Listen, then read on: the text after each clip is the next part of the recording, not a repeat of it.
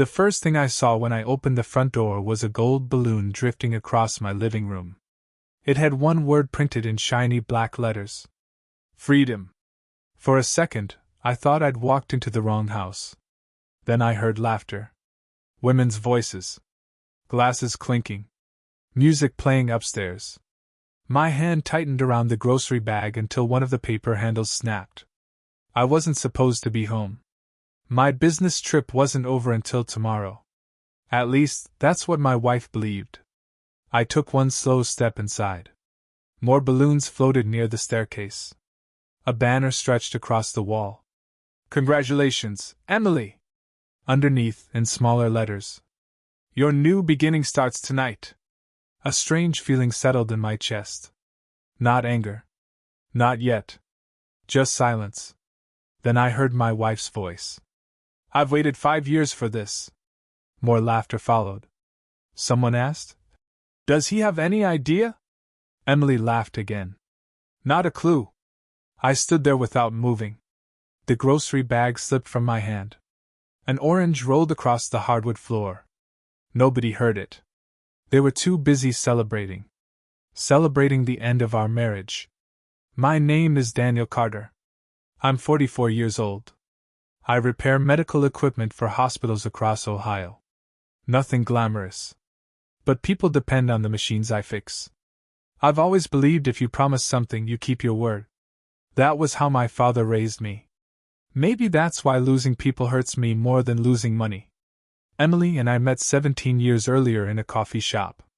She ordered a caramel latte. I accidentally grabbed it instead of mine. She smiled. That's okay. You probably need it more than I do. She had this laugh that made strangers smile without knowing why. We weren't perfect. Nobody is. But for a long time, we were happy. Or at least, I thought we were. We never had children. Not because we didn't want them. Life just kept getting in the way. First my father's illness. Then her mother's surgery. Then years slipped past faster than either of us expected. Still, every anniversary I'd buy fresh flowers. Every Sunday morning I'd make pancakes. Every winter we'd drive 2 hours just to see the lake covered in snow. Those memories didn't disappear overnight. That's why standing in my own hallway, listening to strangers celebrate my divorce, didn't make sense. Not yet. I quietly picked up the fallen groceries, walked backward, closed the front door without making a sound. Then I sat inside my truck. For almost an hour. Rain tapped against the windshield. I kept asking myself one question. How long had she been planning this? The next morning I drove to work like nothing had happened. Nobody noticed anything different. I smiled. Answered emails. Repaired an MRI cooling system. Even joked with my coworker Marcus about the Browns losing another preseason game. Outside, I looked normal. Inside, every sentence Emily had spoken the night before replayed over and over. I've waited 5 years. 5 years. Had our marriage ended that long ago? Or had I simply failed to notice? Around lunch, Marcus looked at me. You okay? Yeah. You sure? I'm just tired. He nodded but didn't believe me. Marcus had been through a divorce himself. Maybe he recognized the look. That evening I came home at my usual time. No balloons. No banner. Everything spotless. Emily stood in the kitchen making pasta. She smiled. You're home early. Early. The irony almost made me laugh. I missed my connection, I said. I got back today. Her face froze. Only for a heartbeat. Then the smile returned. Oh, why didn't you call? I wanted to surprise you. She kissed my cheek. Her perfume smelled exactly the same. But somehow, it belonged to someone else now. During dinner she talked about grocery prices. A neighbor's new puppy. A TV show she wanted us to watch. Every sentence sounded rehearsed. Every smile felt measured. She never mentioned the party. Neither did I. Instead, I watched. People reveal more when they think you're blind. 3 days later, I found the first piece. Emily forgot her tablet on the couch. A notification flashed across the screen. Divorce celebration group. I stared at it. Didn't touch it. Didn't open it. Just looked. A minute later she rushed into the room. Oh. I was looking for that. She grabbed it too quickly. Her fingers shook. You seem nervous. What? No. She forced another smile. I'm late for yoga. She left before I answered. Yoga. She hadn't attended yoga in months. That weekend I visited my older sister, Claire. She poured coffee before saying anything. You look terrible. Thanks. I'm serious. I looked out her kitchen window. Kids were riding bicycles across the street. I think Emily wants a divorce. Claire didn't answer immediately. Instead, she asked something unexpected. Do you? The question caught me off guard. I don't know. She nodded slowly. Then don't make decisions while you're bleeding. What does that mean? It means emotional wounds make everything look permanent.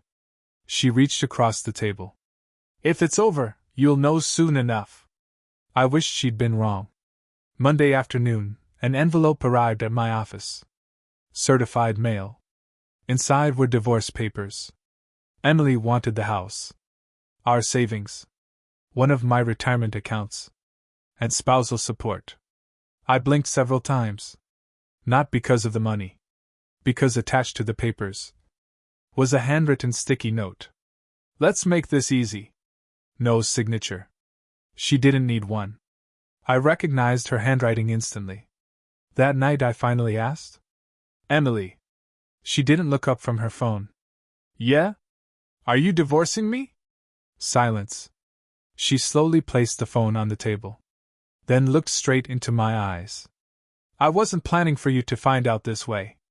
I almost laughed. This way? She folded her arms. We've been roommates for years. No. We have. You stopped talking. I never stopped listening. You buried yourself in work. I buried myself paying our bills. She rolled her eyes. There it is. What? The martyr speech. I wasn't making a speech. She stood.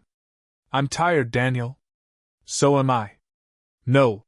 She shook her head. You're comfortable. I'm exhausted. The room went quiet. I've already hired a lawyer. I know. You got the papers. I did. I think it's best. For who? For both of us. I looked at her for a long moment. Then asked the question that mattered most. Was there really a party? Her expression changed. Just for a second. Enough. You came home. It wasn't a question. You saw it. I nodded. She closed her eyes. I didn't want you to. But you did it. Nobody spoke. Finally she whispered. I wanted one night where everyone celebrated me instead of feeling sorry for me. Feeling sorry for her? I couldn't understand. What exactly were they sorry about? She opened her mouth. Then closed it again. I can't explain it in a way you'll accept. She walked upstairs, leaving me alone at the kitchen table. That night I couldn't sleep. Around 2 a.m, I heard a car door outside. Curtains moved. Headlights disappeared. Emily had left. Curious, I looked through the window. A silver SUV waited at the corner before driving away. The next morning, she claimed she'd gone to help a friend whose furnace stopped working. It sounded believable. Almost. Except, her shoes were clean. No snow. No mud. Nothing. Someone was lying. I just didn't know how much. 2 weeks later, Marcus walked into my office carrying a folder. You forgot this. I didn't. It was left in the conference room. He handed it over. As he turned to leave, he hesitated. Can I tell you something? Sure. I saw Emily. My stomach tightened. When? Saturday. Where? At Riverside Cafe. Okay. She wasn't alone. My heart pounded. Marcus looked uncomfortable. I almost came over to say hello. But there was a guy. I waited. They were holding hands. The room suddenly felt much smaller. Marcus quietly added, I figured you deserved to know. I thanked him. He left. For several minutes, I couldn't move. Then I opened my desk drawer. Inside was a small velvet box. The anniversary necklace I bought Emily 2 weeks earlier. She'd never seen it. Never would. I closed the box. Locked the drawer. And for the first time since finding those balloons, I stopped asking whether my marriage could still be saved. Instead, I began asking a different question. If Emily thought she already knew how this story would end, why had my lawyer smiled the moment he finished reading our financial records? She expected me to panic. She expected me to beg. She expected me to sign every paper, hand over the house, and quietly disappear from her life. Instead, I made one phone call. My attorney, Richard Hayes, answered before the second ring. I've been waiting for you. You sound confident. I've reviewed everything you sent. And? There was a pause. Then he said something that made me sit up. Daniel, your wife believes she already won. What does that mean? It means she's negotiating from confidence. Isn't that normal? Not when she's missing half the picture. I frowned. What picture? The financial one. The next afternoon I sat across from Richard in his office. Unlike television lawyers, he didn't wear expensive suits or give dramatic speeches. He spoke quietly. He listened more than he talked. And when he smiled, it usually meant somebody had made a serious mistake. He slid a folder toward me. I asked you for every financial record from the last 10 years. I gave you everything. You did. He tapped the folder. And something doesn't add up. I looked at him. Our retirement account? No. The mortgage? No. The investment account? He smiled again. Better. He opened another folder. You remember when your grandmother passed away? Of course. She left you something. My grandfather's cabin. That's what everyone remembers. I nodded. It wasn't worth much. Richard leaned back. The cabin wasn't. He paused. The land under it was. 20 years earlier, Daniel's grandfather had bought 40 acres outside a small Ohio town. Back then, it was little more than woods and an old fishing cabin. Nobody wanted it. Nobody cared. After my grandparents died, I inherited it. I visited maybe once every year. Sometimes less. I paid the property taxes. Repaired the roof when storms damaged it. That was it. Richard slid another document across the desk. 6 months ago. I looked down. A map. Red circles. Survey markers. What is this? The state approved a major highway expansion. So? The new interchange will be less than a mile from your property. I blinked. He continued. A commercial developer has quietly been buying land nearby. I still didn't understand. Richard smiled. They already contacted you.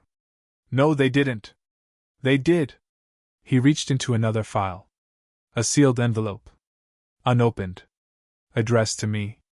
Forwarded twice because I'd been traveling for work. It had been sitting in a stack of unopened mail. Inside, a formal offer. $3,400,000. For land I'd nearly forgotten existed. I stared at the number. Certain I was reading it wrong. I thought the cabin was worthless. The cabin is. The land isn't. I sat there in complete silence. Richard let me think. Finally I asked. Does Emily know? No. Are you sure? We searched every financial disclosure she submitted. He tapped the paperwork. She never mentioned the property. Maybe she forgot. I don't think so. He looked directly at me. She only requested assets she believed had value. A strange feeling settled over me. Not revenge. Not excitement. Just clarity. For the first time. I understood something. Emily hadn't been planning a fresh start. She'd been planning a profitable ending. Life became strangely quiet after that. Emily stayed in the guest bedroom. We barely spoke. Some evenings she'd leave after dinner. Other nights she'd come home late. Always with another explanation. Helping a friend. Book club. Work dinner. Volunteer event. Every excuse sounded polished. Too polished. I stopped asking. People who lie often reveal more when nobody challenges them. One Saturday morning I drove to the old cabin. The gravel road hadn't changed. Neither had the crooked mailbox. The porch still leaned slightly to one side. The lake reflected gray clouds drifting across the sky. I unlocked the front door. Dust floated through beams of sunlight. Everything smelled like old pine and memories. Grandpa's rocking chair still faced the fireplace. His fishing hat still hung beside the window. For the first time in years, the place didn't feel abandoned. It felt patient. Like it had been waiting for me. I spent hours cleaning, sweeping, fixing loose boards, replacing broken glass. Not because I planned to live there. Because I suddenly remembered why my grandfather loved it. Money had never been the point. Peace was. While cleaning the attic, I found an old metal box. Inside were photographs, letters, fishing licenses, and one envelope with my name. Daniel. My grandfather's handwriting. My hands froze. The letter had never been opened. I unfolded the yellow paper carefully. If you're reading this, it means life has probably disappointed you at least once. Don't let bitterness become your home. Land can be sold. Money comes and goes. But character stays. The people who truly love you will stand beside you when you've got nothing. The ones chasing comfort will leave the moment life becomes inconvenient. Don't hate them. Just notice them. I lowered the letter. The cabin suddenly felt very quiet. That evening I returned home. Emily wasn't there. Her car was gone. Around 9 my phone buzzed. Marcus. You busy? Not really. You sitting down? I laughed. Should I be? I just saw Emily again. This time my stomach didn't tighten. Same guy? Yeah. Where? A jewelry store. Silence. Marcus continued carefully. I could be wrong. But they were looking at engagement rings. I thanked him. Hung up. Walked into the backyard. Cold air filled my lungs. I expected heartbreak. Instead, I felt something unexpected. Relief. The uncertainty was disappearing. Truth hurts. But confusion hurts longer. Monday morning, Richard called. We received another settlement proposal. Better? Worse. How? They're demanding immediate possession of the house. I laughed. They're in a hurry. They are. Any reason? There might be. He lowered his voice. I hired an investigator. I frowned. You did? I had concerns. What concerns? The timing. He continued. People don't usually celebrate a divorce before it's finalized. I waited. Something felt off. And? The report comes tomorrow. That night Emily surprised me. She cooked my favorite meal. Pot roast. Mashed potatoes. Fresh bread. She even lit candles. For a brief moment, it looked like our old life. She smiled gently. I've been thinking. So have I. I don't want us to hate each other. I don't either. She reached across the table. We had good years. We did. I hope someday you'll forgive me. I studied her face. She actually looked emotional. Maybe part of her felt guilty. Maybe not. Then she said, If you sign everything this week, we can both move on. There it was. The real reason for dinner. I smiled politely. I'll think about it. She looked disappointed. Only slightly. Enough for me to notice. The next afternoon Richard's investigator arrived. His name was Carl. Gray beard. Former police detective. Very little small talk. He placed a thick envelope on the desk. I followed your wife for 12 days. He opened the file. Photographs. Restaurants. Hotels. Parking lots. Always the same man. His name was Jason Mercer. 46. Real estate consultant. Divorced twice. Carl pointed at another page. They'd been seeing each other for 11 months. 11. Not weeks. Months. Before she'd filed for divorce. Before the party. Before the lies. I stared at the pictures. One showed Jason carrying shopping bags while Emily laughed. Another showed them walking along the river holding hands. Carl spoke again. There's something else. He handed me another photograph. Jason shaking hands with someone outside a commercial office. I looked closer. The sign on the building caught my eye. It belonged to the same development company that wanted to buy my grandfather's land. Richard slowly leaned forward. You understand what this could mean? I looked from him to Carl, then back to the photograph. No. Richard's expression hardened. It means Jason may have known about the land before you did. Silence filled the room. Carl nodded. He works in commercial acquisitions. A chill ran down my spine. Richard finished the thought neither of us wanted to say aloud. If that's true, this divorce may have started long before your marriage actually ended. I stared at the photograph again. Suddenly, every late night, every excuse, every rushed settlement offer, every demand to sign immediately, felt connected. But one question still haunted me. If Jason already knew about the land, why was Emily acting like she couldn't wait another single week to finalize the divorce? Because someone was running out of time. The answer came 2 days later. It wasn't from Emily. It wasn't from Jason. It came from a voicemail. Richard forwarded it to me while I was repairing a ventilator at St. Mary's Hospital. Daniel, he said, his voice unusually serious. The developer moved up their acquisition deadline. They want signed purchase agreements before the end of the month. Whoever owns your grandfather's land when that contract closes gets the money. I stood frozen beside the machine. Everything suddenly made sense. Emily wasn't racing toward a divorce because she hated me. She was racing because someone had convinced her there was a fortune waiting on the other side of it. The only problem: the land was never marital property. Ohio law was clear. Inherited property generally remains separate unless it's intentionally mixed with marital assets. The land belonged to me. Always had. No matter how fast she filed. Richard's office was unusually quiet the next morning. He slid a legal opinion across the desk. I wanted confirmation before I said anything. I read the first paragraph. Then the second. By the third I stopped.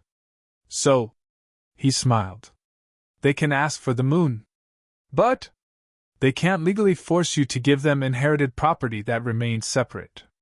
I leaned back in my chair. They don't know. No. And Jason? He may know the land exists. Richard folded his hands. But judging by their settlement proposal, they don't know how it's titled. For the first time in months. I laughed. Not because someone was losing. Because the truth no longer belonged only to them. That evening Emily surprised me again. She was waiting on the back porch. 2 mugs of coffee sat on the table. She looked tired. Older somehow. I miss talking to you. I sat down across from her. We're talking now. She looked into her cup. I know this hasn't been easy. No. It hasn't. She took a slow breath. I met someone. I know. Her eyes widened. You know? I've known for a while. She looked away. I'm sorry. The words sounded genuine. Maybe for the first time. I never planned for it to happen. Most people don't. I felt invisible. That sentence hung in the cool evening air. I kept telling myself things would change. I didn't interrupt. You were always working. I was. But I was working for us. I know that now. There it was. The first honest sentence she'd spoken in months. She wiped away a tear. I should have talked to you instead of shutting the door. You should have. I'm sorry. I believe you. She looked surprised. You do? I believe you're sorry. Silence settled between us. But being sorry doesn't erase choices. She nodded without arguing. 3 days later, mediation began. Emily sat beside her attorney. Jason wasn't there. He couldn't be. He wasn't part of the case. Still, I had a feeling he wasn't far away. The mediator reviewed the proposed settlement. The house. Savings. Retirement.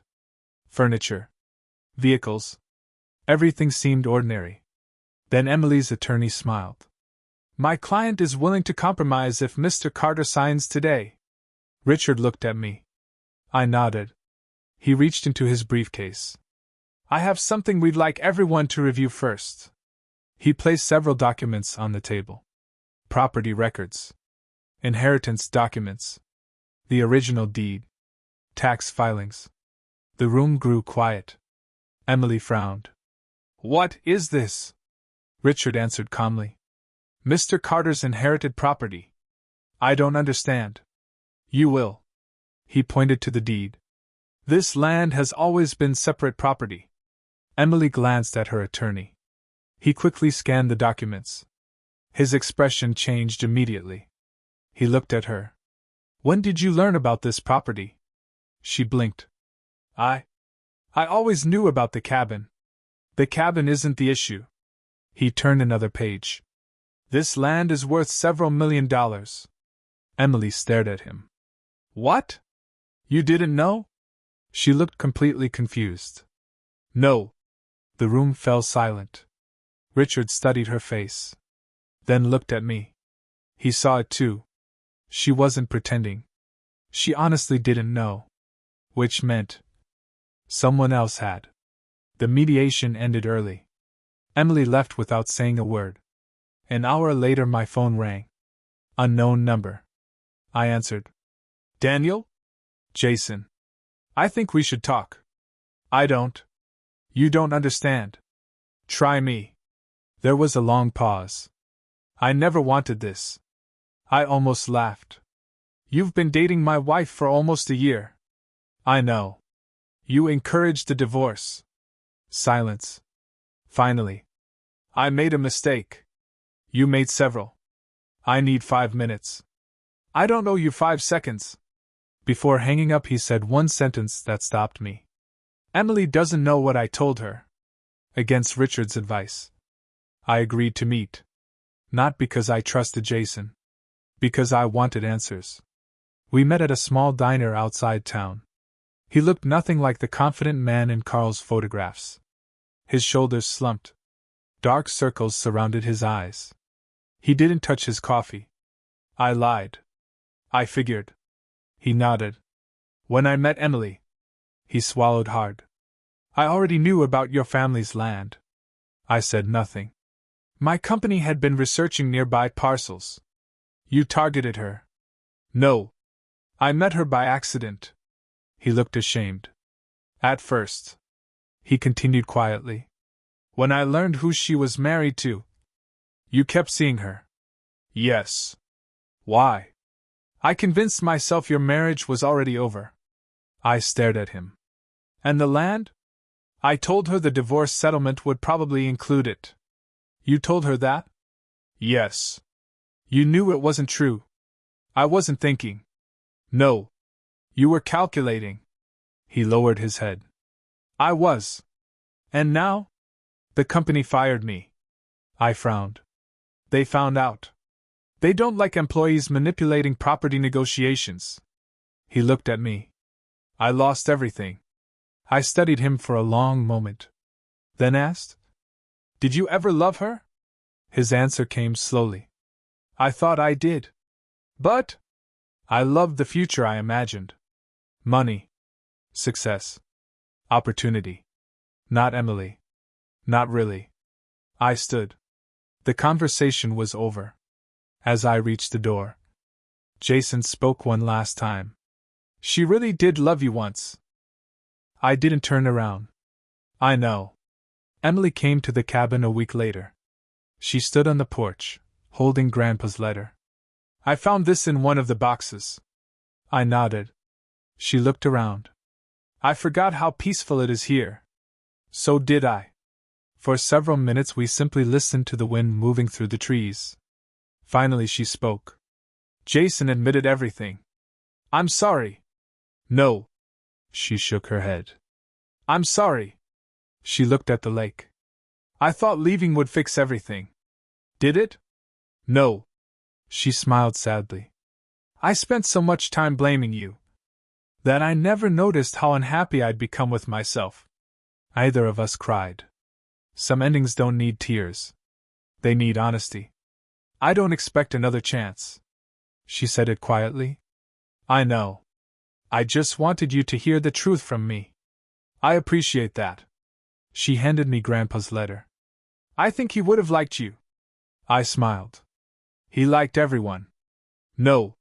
She laughed softly. He respected people who stayed kind after getting hurt. She turned toward her car. Halfway there she stopped. I hope someday someone loves you the way I should have. Then she drove away.